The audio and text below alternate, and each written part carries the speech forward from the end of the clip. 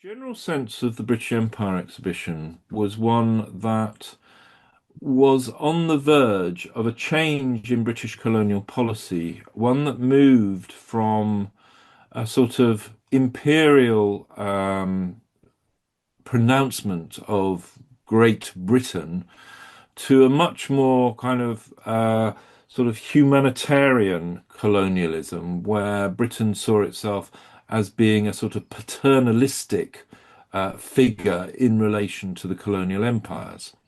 Nevertheless, we do have to understand that although there was a drive towards a sort of industrialization and a sense of modernity, Africa was still being represented in its kind of handcrafted moment.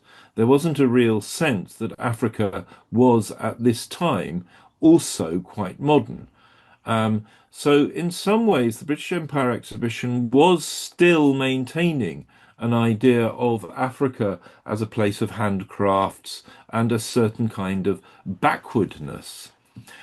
This began to change quite drastically with the 1938 Glasgow Empire exhibition, wherein African modern painters, for the first time, were being included.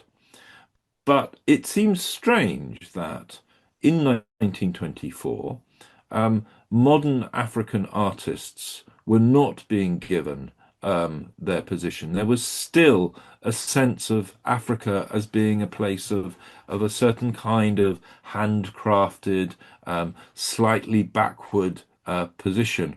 And I think it's important for us to recognize in the calabash of Audu Mai that there is a real understanding of the modern world coming forward. His representations are those representations of a modern life within Nigeria, and that Nigerians understood very well a sense of modernity coming into being that was quite far removed from the sort of image of Africa that the British wanted to portray.